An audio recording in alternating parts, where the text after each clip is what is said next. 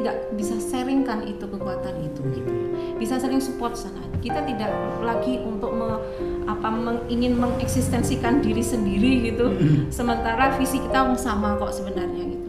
Oke, ketika kita kegiatan itu kita sepakati itu, saya kemudian ajak, apa yang bisa kamu lakukan, apa yang bisa kamu support untuk kegiatan bersama ini.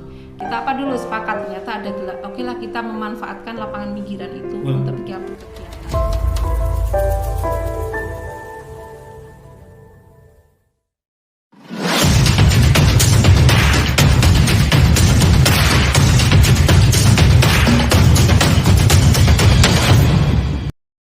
Literasi, kali ini saya sedang berada di Martijeron, tepatnya di PAUD Mekar Insani.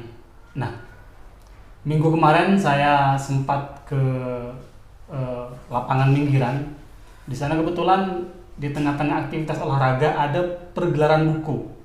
Nah, kita sebagai anak-anak yang hari Minggu suka olahraga, kaget sekali di tengah-tengah lapangan, di tengah-tengah aktivitas olahraga ada aktivitas penggelaran buku, dan penggelaran buku itu dinamakan Gebulaming. Nah, hari ini di PAUD TBM Mekar Insani saya bertemu dengan Bunda Maya Ferry Octavia, seorang penulis, seorang guru PAUD, dan juga seorang pengurus TBM Kota Jogja. Oke, langsung saja kita ngobrol sama Bunda Maya. Assalamualaikum, Bun. Waalaikumsalam warahmatullahi wabarakatuh. Selamat sore, Bun. Sore juga. Ini, Bun, kemarin kan teman-teman sempat ikut yang pergelaran buku. Jadi teman-teman setelah pulang bertanya-tanya itu, Bun, kok ada kegiatan gelar buku di lapangan dan juga di tengah keramaian orang-orang olahraga ya? Ceritanya itu gimana, Bun? Awal-awal munculnya penggelaran itu ya, sejarahnya ya? Oke, jadi Gebulaming ya, itu gelaran buku di lapangan minggiran.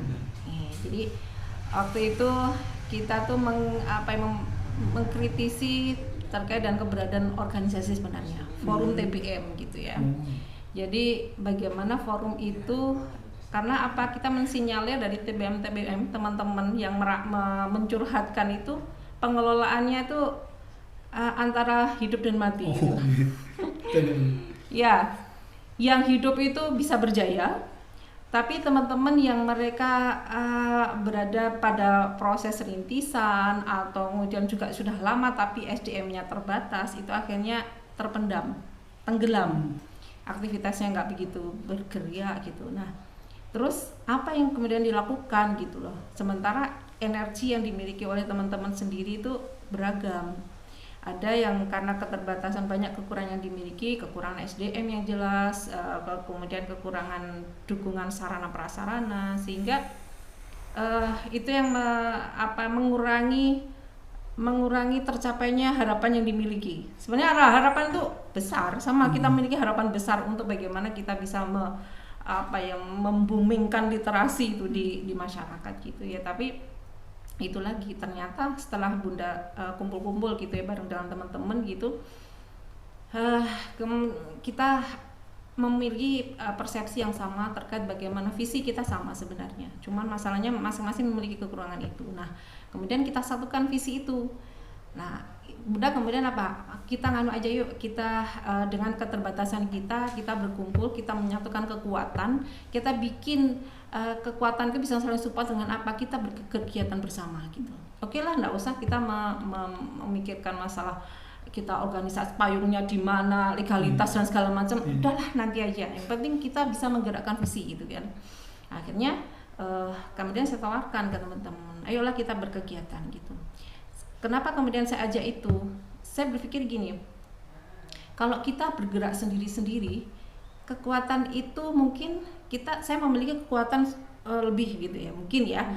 Nah, teman-teman yang lain memiliki kekuatan di bawah itu. Nah, ketika saya memiliki kekuatan itu, kenapa kita tidak bisa sharingkan itu kekuatan itu gitu? Bisa saling support sana. Kita tidak lagi untuk ingin mengeksistensikan diri sendiri gitu, sementara visi kita sama kok sebenarnya gitu. Oke, ketika kita kegiatan itu kita sepakati itu, saya kemudian ajak, Apa yang bisa kamu lakukan, apa yang bisa kamu support untuk kegiatan bersama ini. Kita apa dulu sepakat, ternyata ada oke lah kita memanfaatkan lapangan minggiran itu untuk berkegiatan. Kalau kegiatan bersama, kalau kita langsung di TBM ini nanti iri malah gitu kan. Tapi kalau kita ngambil yang tempat yang netral, kita akhirnya ke tempat yang diakses oleh publik, akhirnya ya lapangan pinggiran itulah yang menjadi tempat gitu kan. Oke, kita kegiatan yuk, kita gelaran di situ. Nah, akhirnya TBM yang lain yang memiliki tenaga ya support dengan tenaga gitu kan. Yang memiliki koleksi buku mungkin berlebih, kita support dengan koleksi buku gitu. Kita kumpulkan dari mungkin beberapa buku yang kita miliki, kita pinjamkan untuk gelaran gitu. Yang punya tiker ya silakan bikin urut distribusi tiker itu di situ. Nah, jadi masing-masing apa yang dimiliki kita support di situ.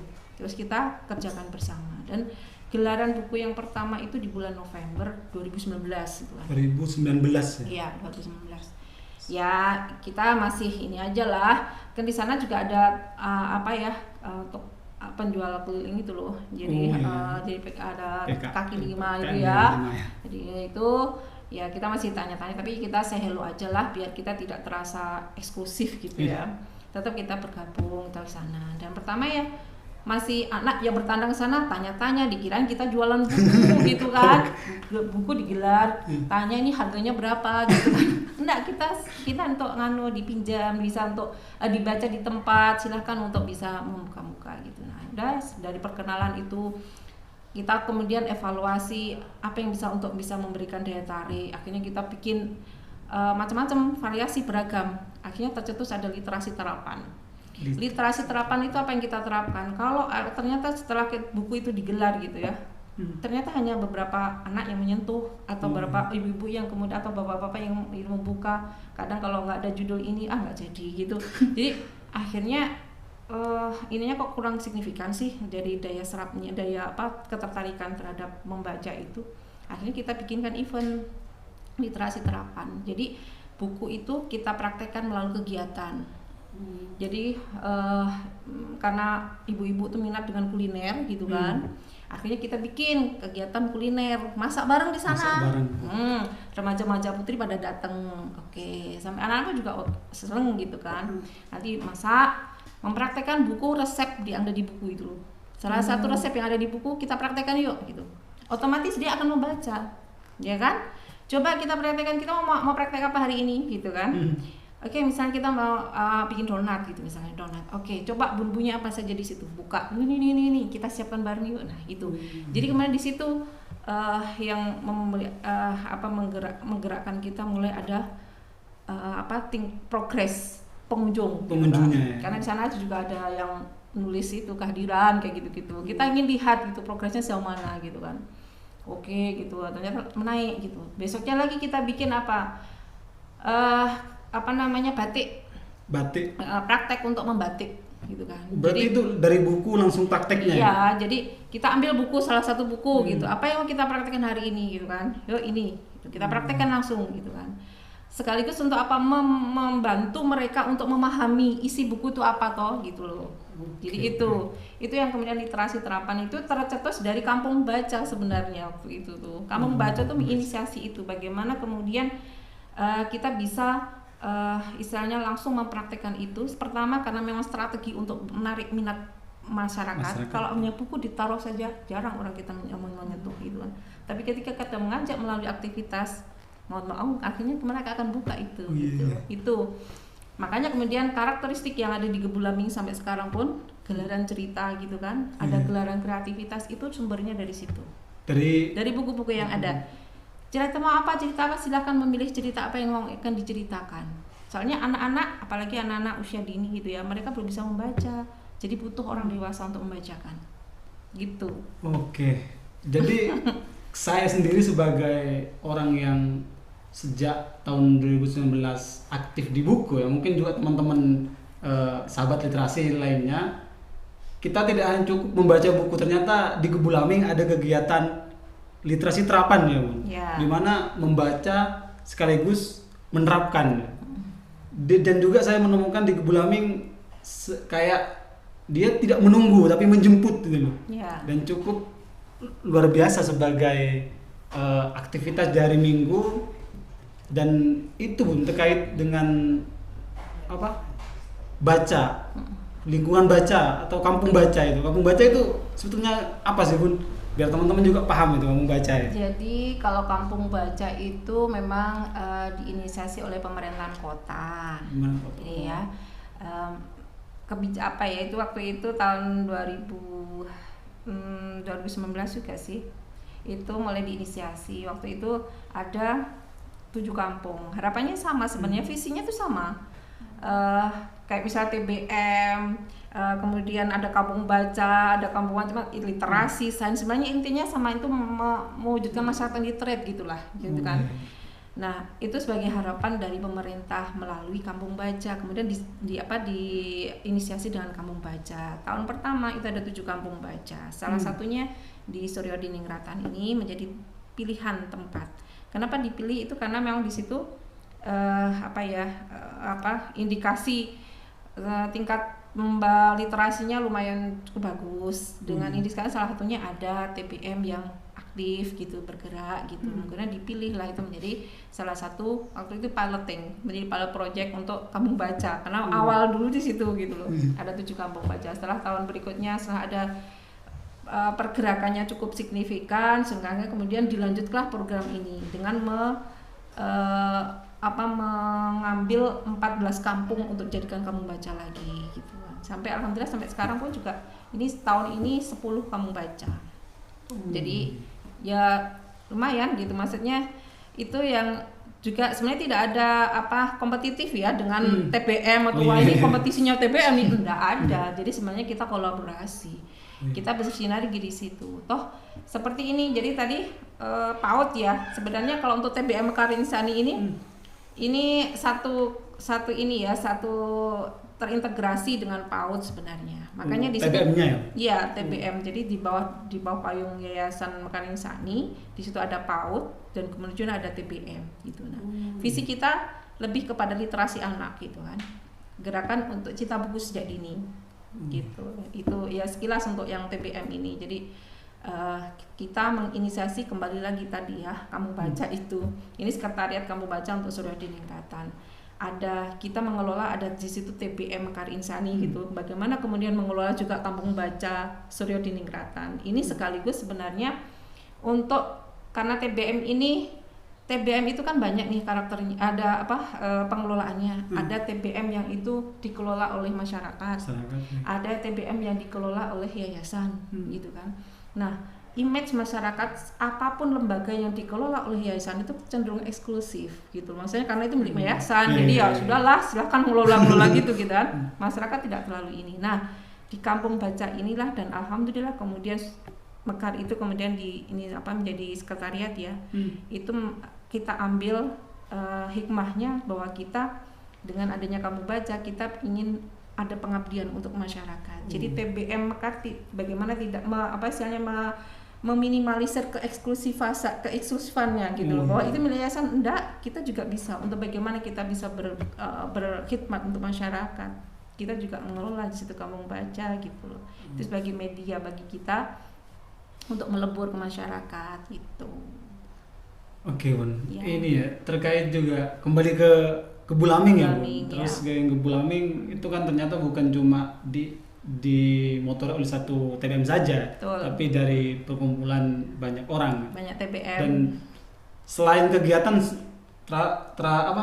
literasi terapan tadi, terus tentu kan kalau di TBM Mekarin Insani dan juga di Bulaming ini pasti ada kendala lah Bun kan. Apalagi di tengah realitas masyarakat kita yang mungkin tidak banyak yang tahu buku. Apa saja mulai sejak tahun 2011 sampai sekarang yang Bunda alami sebagai kendala dan itu menjadi penggerak lah, sumbu untuk menggerakkan Bulaming itu. Kendala-kendala apa saja ya?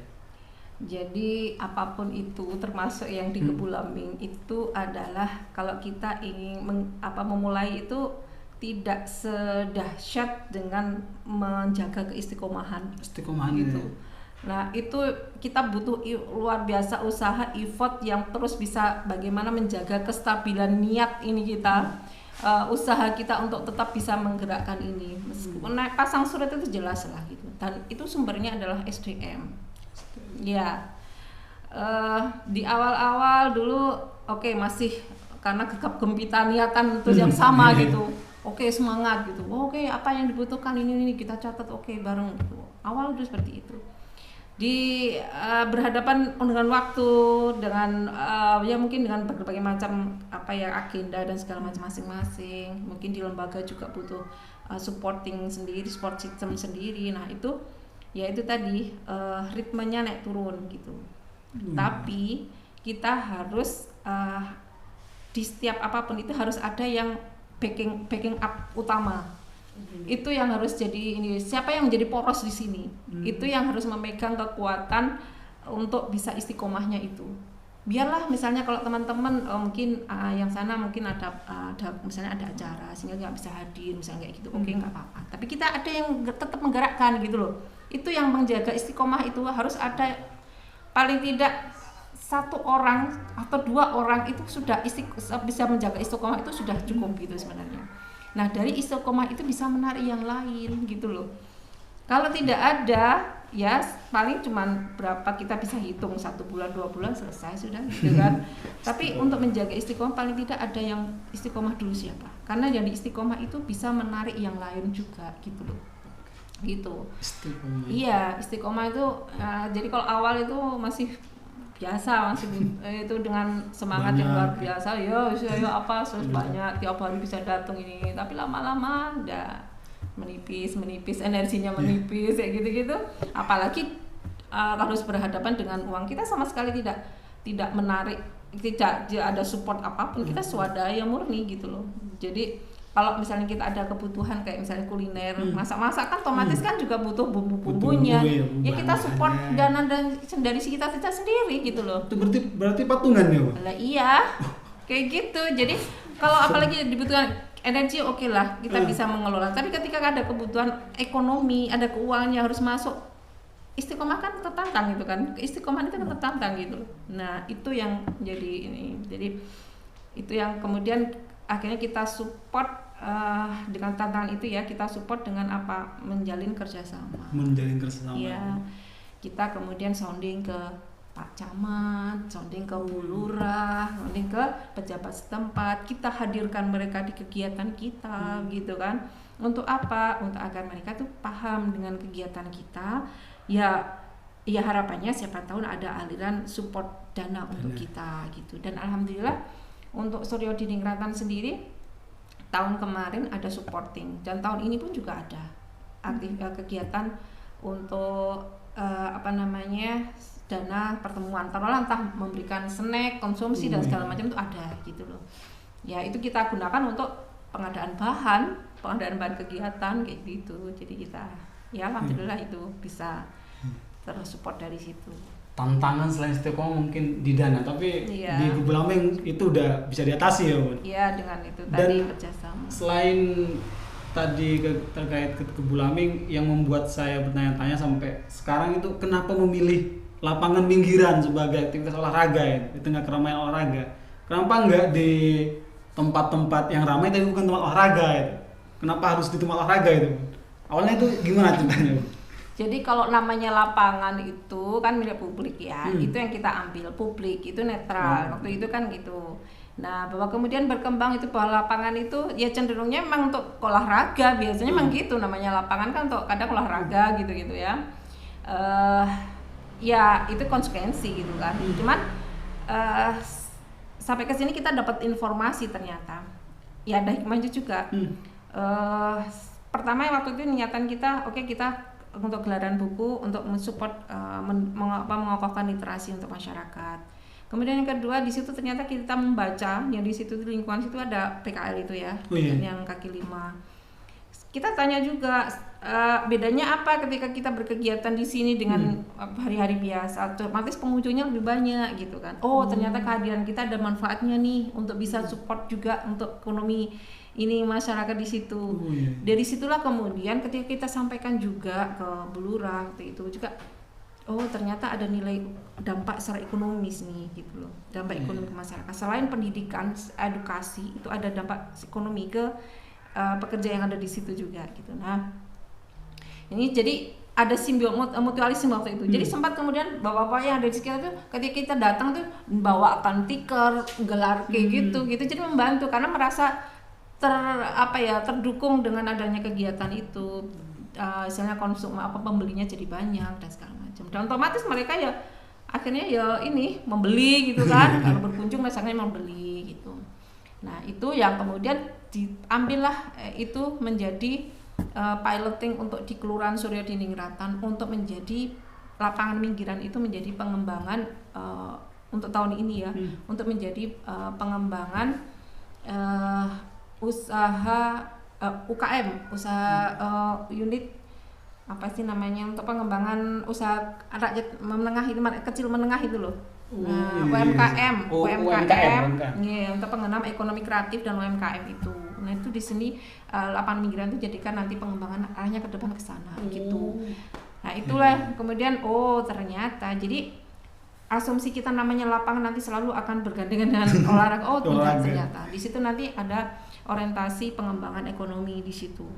Nah nanti akan ada ini baru terbaca di situ. Oke, berarti ya bisa di-match-kan, nggak masalah. Kita kan tuh tidak berada di tengah lapangan, kita berkegiatan yang ada di pinggir di pinggir-pinggir. Dan itu alhamdulillah kemarin itu waktu Pak Camat itu hadir di sana, itu sudah menyediakan silahkan itu plotting di itu pas waktu bersih-bersih itu akan menjadi plotting tempat kita pojok literasi. Nanti di situ nanti akan kita tulisi pojok literasi Kebulaming gitu loh. Dan itu sudah diizinkan oleh Pak Camat gitu. Oke, cukup. Mungkin ini akan banyak menginspirasi teman-teman yang aktif di TBM ataupun berkeinginan aktif di literasi ya. Ternyata literasi itu tidak hanya menjadi beban bagi kalian, tapi dengan Kebulaming ini kita dapat mengambil hikmahnya ya. Selain kita menggelar buku, tapi juga ada efek kepada pedagang kaki lima, ekonomi dan sebagainya. Nah terus terkait ini Bun, mungkin pertanyaan terakhir ya Bun. Itu mungkin Bunda selama beraktivitas di literasi, terus di TBM, ada pesan yang mau disampaikan kepada teman-teman di luar sana terkait mungkin apa yang Bunda rasakan selama ini dan ujiannya itu apa aja gitu. Dan teman-teman sebelum ikut jejak Bunda juga mempersiapkan itu gitu. Ya.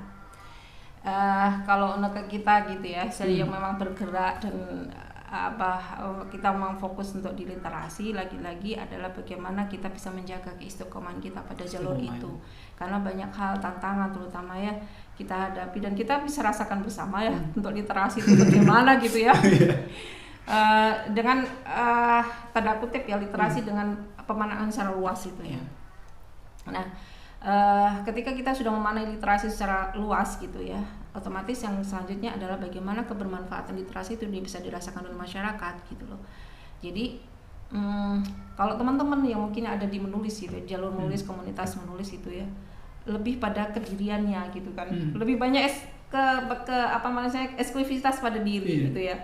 Nah ini menjadi tantangan tersendiri. Bagaimana kita bisa mengulik tadi bagian keberadaan literasi itu bisa memberikan kebermanfaatan yang lebih luas untuk masyarakat. Itu jelas dirasakan gitu loh. Jadi jangan hanya di awang-awang saja gitu, tapi jelas bisa dirasakan oleh masyarakat. Contohnya itu tadi. Jadi apakah keberadaan kita ini akan berdampak secara ekonomi untuk masyarakat? Itu langsung dirasakan oleh masyarakat. Jadi masyarakat sekarang itu butuh hal yang konkret yang bisa mereka rasakan. Kalaupun misalnya kita support dengan menulis, apa dari yang menulis itu yang bisa untuk dilakukan oleh masyarakat, dampak secara nyata itu apa? Misalnya mereka bisa langsung membuat buku kah, atau mereka kemudian bisa berdampak terhadap misalnya tadi kalau itu misalnya mensupport usahanya dia, misalnya kalau saya dengan menuliskan buku misalnya kalau saya usaha kuliner, saya bisa juga ketika itu menuliskannya resep-resep yang saya lakukan itu untuk saya tuliskan dalam buku. Ternyata ada dampak secara ekonomi. Selain saya bisa jualan buku, saya juga bisa jualan buku resep yang saya susukan. Jadi ada yang praktek apa ya, istilahnya ada dampak yang masyarakat itu rasakan, sehingga ketika kita bisa apa namanya memprovokasi masyarakat itu lebih enak karena mereka sudah bisa merasakan itu, dampaknya itu sudah dirasakan gitu. Tapi kalau hanya sekedar kita hanya discuss, kita apa menjadi frustrasi, itu sudah nanti selesai, kalau sudah di luar ruangan sudah selesai lagi, sudah kita nggak ada ini lagi. Tapi kalau secara dampak secara nyata bisa dirasakan, itu akan jauh lebih bermakna bagi masyarakat begitu. Dan alhamdulillah dulu waktu Gebulaming itu dulu kita juga sudah pernah mengagendakan baksos itu kan. Baksos. Iya, bakti sosial, menyebar 150 paket sembako gitu kan. Terus ada pemeriksaan gratis gitu di lapangan pinggiran itu juga gitu. Kita ada kita buka apa namanya tenda gitu kan. Gitu. Jadi 150 itu kita bagi ke warga yang warga miskin, warga yang duafa lah gitu kan. 150 paket itu. Dari mana dananya? Ya kita cari gitu. Swadaya, bener itu swadaya murni. Kita cari, kita jalin kemitraan di situ. Kalau pemeriksaan gratis kita jalin dengan Fakultas Kedokterannya UMY. Terus ya di situ semua kita dokumentasikan, dan itu jadi apa yang bisa, keberadaan kita itu bisa benar-benar bisa dirasakan oleh masyarakat itu, sehingga supportnya nanti istilah kita memprovokasi itu enak gitu loh. Ayo kita ini, karena dampaknya nggak bisa dirasakan langsung oleh masyarakat gitu loh. Gitu. Terima kasih ya Bun. Ya. Ini mungkin cukup menghentak teman-teman yang beraktif di literasi ya, terutama literasi menulis. Jadi kita selama ini mungkin haruslah kemudian melihat diri, tidak hanya ada di ide yang itu mengawang-awang, tapi masyarakat juga butuh sentuhan, dan itu Bunda terapkan dalam literasi terapan itu ya Bun. Iya. Ya mungkin sampai di sini saja ya teman-teman. Ini merupakan konten baru dari kita, yaitu konten ekspedisi literasi. Visinya 3B, berteman, berkunjung, dan berliterasi. Selamat jumpa di video berikutnya.